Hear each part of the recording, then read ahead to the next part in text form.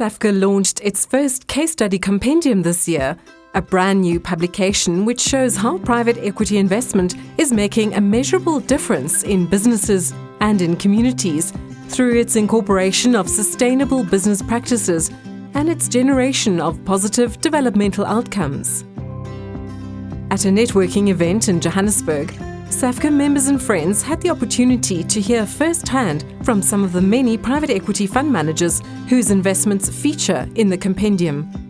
It was also an occasion to meet one of the international doyens of sustainability and governance, Professor Mervyn King. And Brait eventually became the largest private equity company in South Africa, and we were founder members of what today is SAVCA. So I understand the industry.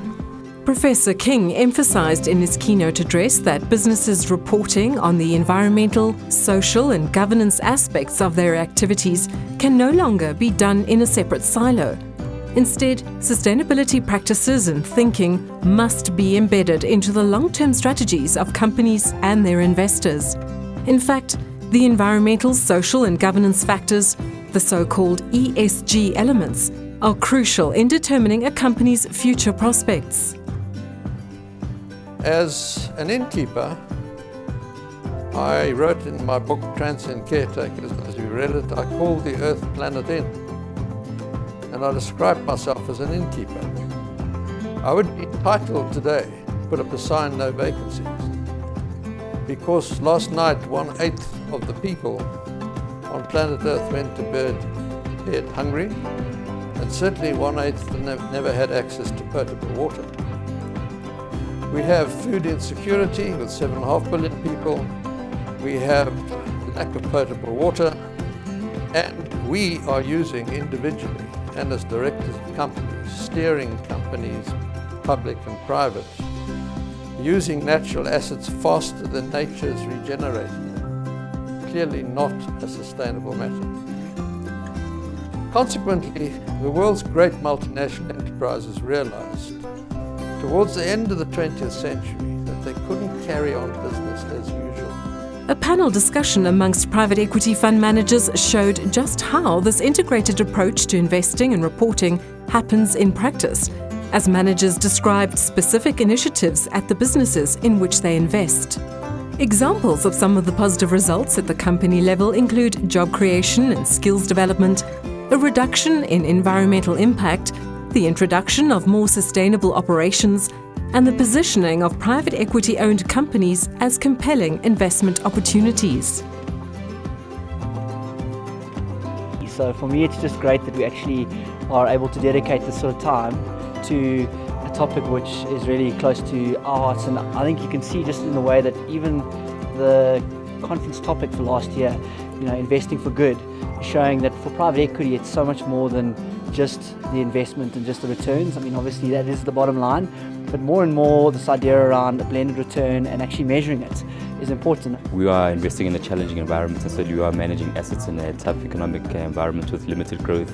However, we still think that ESG has got a positive role to play, one in transforming organizations, but also having the ability of creating some of these returns that we're still chasing. And I think there's still a big focus on ESG, and certainly that's going to be my message today.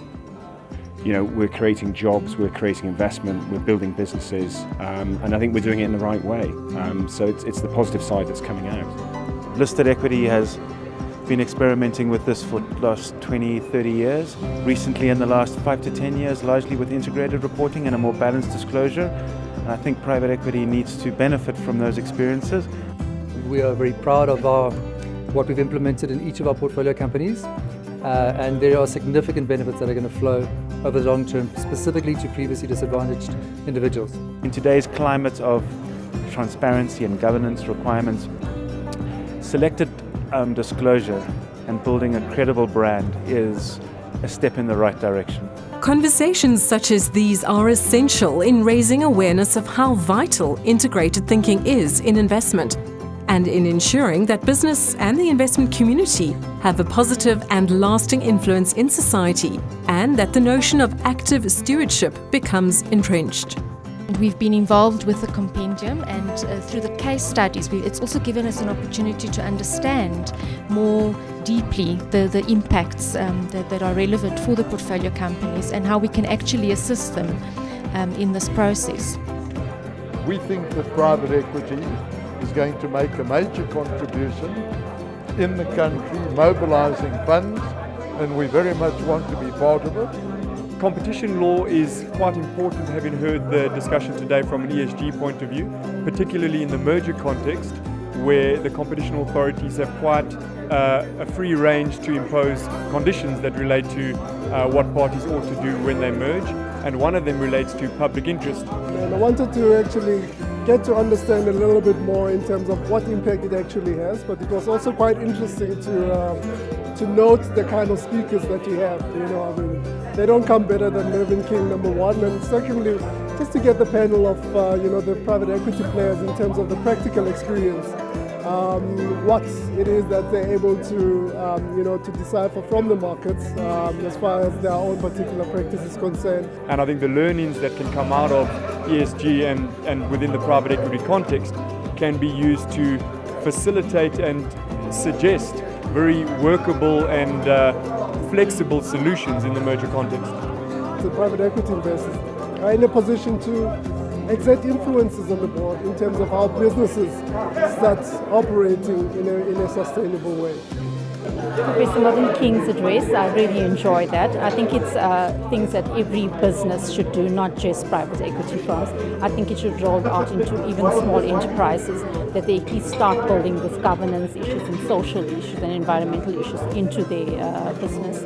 And I think over years, the entire of South Africa's economy should follow through with it as well.